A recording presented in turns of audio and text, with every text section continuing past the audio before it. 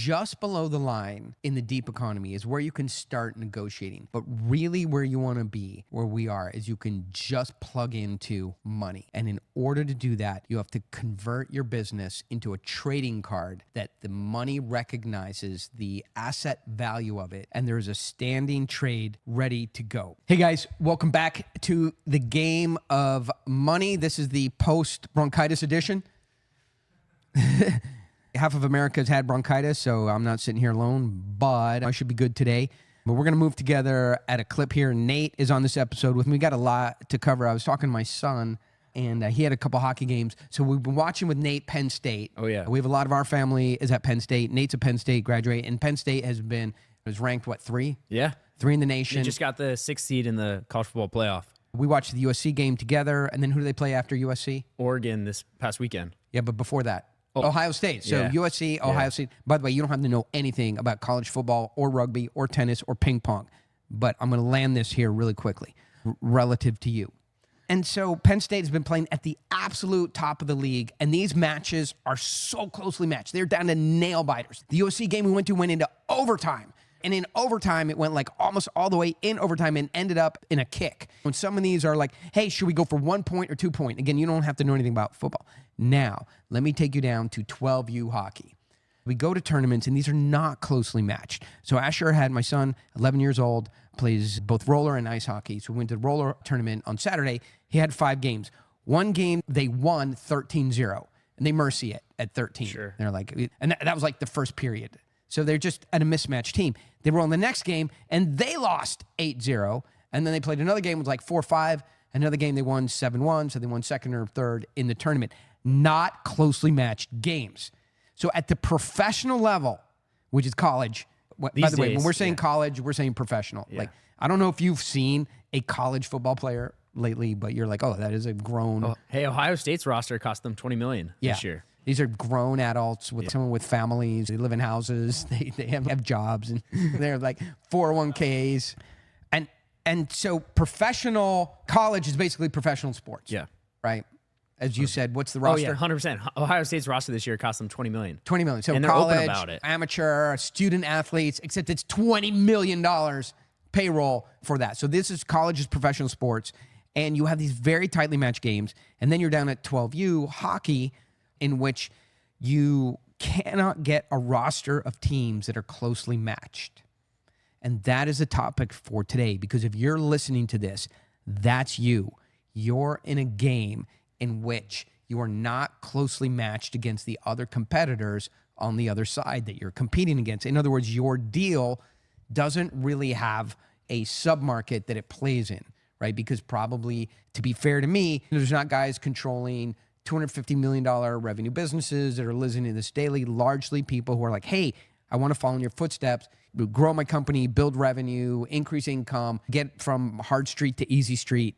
And so in doing that, you're really in a spot market, right? So every game you go into, you don't have this well understood competitive set where you can really play the game hard, pay your roster of players, and get down and play a tight game. You're going to a tournament where you win some meetings, some accounts amazingly, and then you get this false confidence. Oh, this is how we do it. You go in the next one, and that looks easy, and you lose it miserably, and you're just in this very lumpy game. And you might have some sort of mental momentum. Yeah. But when you show up, it's a clean slate no matter what, because that opponent wasn't watching your game. You don't know them. It's a whole different roster, different league. So your life is very lumpy. Some days you win 8-0. Some days you lose 13-0. Other days it's 4-2 or it's 2-4. And I know that's how you're living life, especially if you're trying to raise money, do deals, and that kind of thing. We have been talking about how to get you into the deep economy. There's a line, and let's just call above the line, not meaning to criticize you in any way, but let's just call that the sheep economy. You have access to Bank of America. You have access to whatever angel groups are meeting up. Maybe you can go get some Silicon Valley venture capital or some private equity. What else would you have access to? Chase small business, SBA loans. And so you feel like, oh, I'm doing finance. No, you are in the retail section. You're the product. You're the product, right? Yeah. You walk in and they're like, oh, we're going to make money today, not you're going to make money today. You're shopping at the mall for clothes, And that's what you have access to up there above the line in the sheep economy. And you don't have a lot of leverage either, because you come in as a commodity versus as a whale, in a sense. Give you an example. We have a portfolio company now that is just transferring into having revenue. It's in this gray area between it's raised a lot of money, it's a significant business, it's very high quality, but it hasn't really spun up its revenue stream. It's in manufacturing. In manufacturing, their revenue streams spin up very quickly. So we're talking to debt providers, and they think they're in control. So they're like, hey, we want you to provide a personal guarantee, and we need access to the building, and you need to have all these legal sign-offs in order to provide some debt financing. They want total access to our business. They want us to subordinate everything and really for them to be in control. Hey, what's going on with you guys? And they're like, yeah, in equipment leasing, we have 4. Did you hear this, by the way? No. Oh, yeah. No, So I'm is all great. ears. Yeah. So they go, we have 4 attorneys on staff. This is a very tough business. There's no other like lending firm, as small of us, that has 4 full-time attorneys on staff. And so they think that's a badge of why they can charge so much. It's just, hey, we have this high payroll, so therefore we're going to charge super high. Charge a lot, and our customers are very difficult, and it's a tough business, and we have all these attorneys, and that's being illegal. And I just said to them, and I recognize this, that's like sheep economy, low quality debt financing for small businesses. Crabbing each other down. Yeah. And so I go, listen, guys, if you had more customers like us, you could move from 4 attorneys on staff to 1 attorney. It's not that you need more attorneys, you need better quality customers who are better credit profile, right? Move your business upstream. Your clients are crap if you're constantly having to do these very hardcore legal agreements with them that are non-standard, right? So go down to 1 attorney and get more clients like me. And they go, we need you to submit your application so we can take a look at this. So get us your PFS, your personal financial statement, the financial statement of the company. Fill out. I go, guys, I am not doing a college admission essay to beg for your business. Why don't you go talk amongst yourselves and go, we just met the best client that we're ever going to have, right? And then you come back to me and say, we love your business. We're going to bend all of our dumb rules with all of our 4 attorneys to start to top grade our client quality, and you are client 0 in which we're building our new business on. And until I hear that, just go away. And so that's the line in between the deep economy and the sheep economy. But that's not even what I wanted to talk about today. If you want to move from the sheep economy to the deep economy, what is in the deep economy? It's the ability to tap into capital. It's ability to tap into resources, whether it's debt, equity, lines of credit, resources, people, credibility, in order to get stuff for your business to make it go easier. People, capital, whether capital is debt or equity or credibility or sales. And it's the ability in the deep economy to tap into it easily, where the sales cycle is slow and people can just snap into your business. And so what you're trying to do really is there's all kinds of liquidity in the deep economy below the surface that you can plug into. But that money's begging to be put to work. It needs to get put to work, and it has criteria. So really what you're trying to do is take your company or your deal or yourself or your asset and turn it into a playing card. Because playing cards, as weird as they are, have liquidity. If you have a Michael Jordan rookie card, tops, and it's graded 7. 1 of 1, sure. That's too extreme.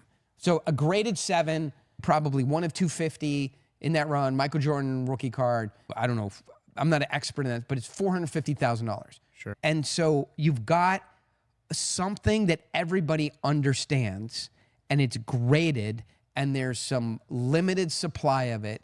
It's scarce, and it has a market value. And then you can take it to an existing market of people trade these cards every day. So you have a card, you take it into that market, and they go, hey, I'm bidding 425, 450, can I get 475, can I get 430? And then the question is like, how fast do you need liquidity? Do you need it in a week? Do you need it in 24 hours? What's the trading card company that the show is on? The auctions, Golden Auctions. Oh, yeah. Is that the PBS one or no? Golden Auctions, I think, TBS, Yeah, those are good. So anyway, watch this Golden Auctions. It's pretty cool. They take the sports memorabilia for which there is a market, but there's liquidity. So what can happen is you get a kid who's got, pulls this. And what's another example? Not a Michael Jordan. I'm always thinking of the Paul Skeens card now. Paul Skeens card. They had a giveaway that the Pirates said if you. But nobody found it yet. Yeah, nobody found it yet. So give me an example of a card that's out there. You probably do it. Tom Brady card. Yeah. What, rookie card? Yeah. Tom Brady rookie card. So you pull it. Let's say it's the rarest Tom Brady rookie card that exists. You pull it. Now you got a panoply of options because you have something that is tradable. If you want to be in the deep economy, we get into what you can plug into, what kind of asset classes, where you can pull money out, but you have to understand what is available down there. So you pull that Tom Brady rookie card, and it is fungible today. Right so now. You can walk into Golden Auctions or whatever the name is, don't quote me on it, and they will go, you walk in there and on the spot, they'll go, I'll give you $450,000. Yeah, it's like going into GameStop. You used to be able to trade in. What's your trade-in price? Or do you want to sell it to them? Or do you want to trade in for a better thing? So you can even, in the deep economy too, you can trade up. You can trade something for it, for sure. But you walk in, they'll go, we'll give you $450,000. You go, hey, I'm reading online that it's worth $650. Sure, it's worth $650, but you have to go find a buyer for it, and that could take you a year. It's going to take us 6 weeks. Job one is to convert what you have into a trading card that you can just walk in and it has a fungible value today. And now you're solving for, so I could take this debt agreement. So we have a fungible asset. We have a trading card in our portfolio company that has liquidity to it. Now we walked in and we got that offer. Hey, you just walked in the street. We'll give you $5 million today, but it's a bad interest rate. There's lots of legal around it.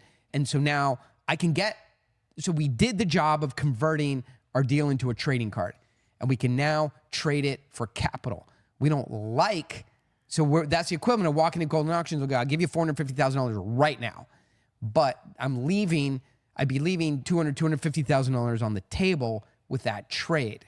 So then Golden says, we're going to do all the work of getting it graded. We're going to put a package around it. We're going to get online. We're going to market it. We're going to get on NBC and MSNBC and Fox News and get it in PR.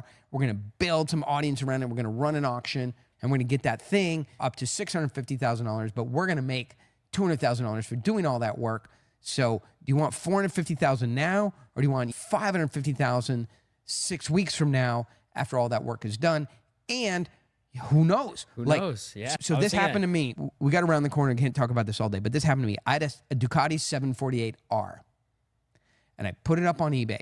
There's 10 of them. Wow. And I really did not want to sell it, but it was just time for all kinds of different reasons to sell that particular bike, right? I listed up on eBay, and I go to check my listing, and some other idiot, these come up once a year, once every 2 years. Yeah. Lists his 748R at the same time. I'm like, dummy. I emailed him. There's a market of like 10 buyers in the world for this bike, right? Basic supply and demand. Yeah. If you have limited supply and high demand, you just doubled the amount of supply in the market, right? And so you're stripping all the value out of your bike and my bike, right? So I convinced him to take it down, not to have two on the market at the same time. So what can happen is Golden Auction can take your Tom Brady card, they can list it, right? And then somebody else can go, oh, hey, they made a market for it. All of a sudden there's all this demand, and they can list their Tom Brady rookie card that's graded 8, and now the market splits in half. It only sells for $450,000. They take their $150,000 fee or whatever, you only get $300. So again, you find a Tom Brady card, you walk in, they go $450 right now, cash on the barrelhead, right? Or ride along with us, maybe make another 100, but it could also go down as well. Yeah. What do you want to do? Those are the options you want.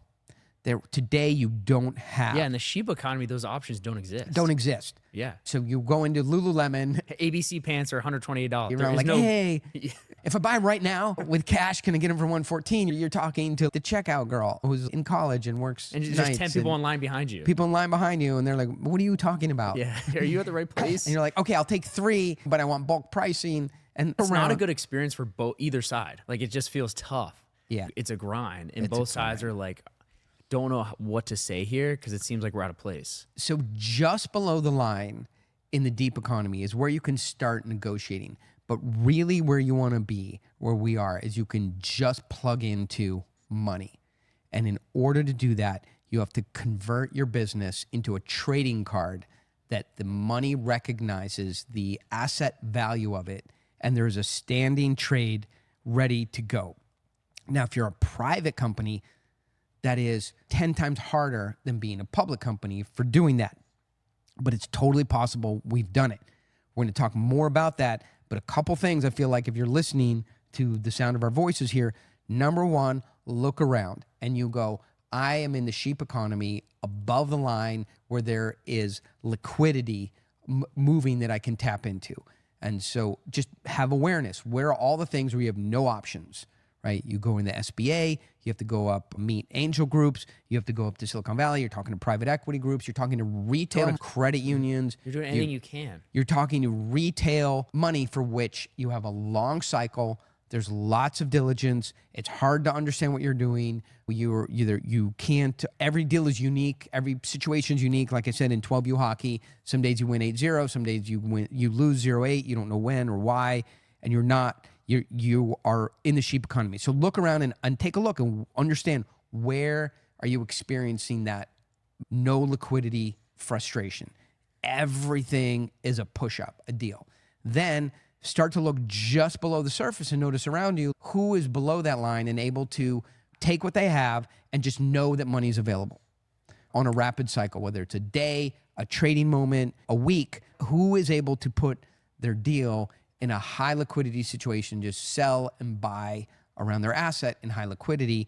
And then we can talk more about way deep in the deep economy, where you're just like, wake up in the morning and go, I put something together, I stick it into the flow of capital, and I extracted $2 million today was something I started doing this morning. And when you do that, then you're really in the deep economy. And I think that's where you want to be, in the flow of capital and liquidity. Nate, to that you say what as we close up? I got a little giddy with that because I think that's where we all want to be. Yeah. How fun that sounds. Yeah. And how fun it is when you get to wake up and take advantage of the market opportunities that maybe the market's telling you, but also you and your experience are telling you. I think what we should do is we should experiment with this a little bit. Maybe, buy some playing cards that are not $500, not $5 million, and just see like how liquid they are and get that feeling of, hey, I have something that I can trade. I say it's available for sale, and 2 seconds later, somebody shows up. I'm feeling calls. And they go, I'm a counterparty for that trade. So I think that would be really good to start to get that feeling of what liquidity is on some items that are fungible. And then we can start to expand deeper into finance, which is a harder exercise. So let's try and start to do some of that. Awesome. Okay, this has been The Game of Money. I'm Oren Claff, obviously. Maybe not obviously, but to me it's obvious. Today you are. Today I am. By the way, this podcast and all this equipment and the studio is funded by Pitch Anything. If you have a copy, that's okay. Give your copy to someone. Hand sign it. Yeah. Underline your 3 favorite points. And just sign it, Oren Claff. I don't care, right? Forge my signature. Whatever you want. You approve it. This one time. Yeah. Give it to somebody else. Buy yourself a new copy that isn't so faded. And you're supporting, and I'll make $1, but that's not the point. I pay for this. Pitch Anything pays for this. Buy another copy. Give it to someone. That's how this podcast exists. It exists anyway, but then I just have to write checks for it. Let it be freestanding and not subject to outside influence. And you do that by buying Pitch Anything. This has been The Game of Money. We'll see you next time. Thank you, Nate. Thank you.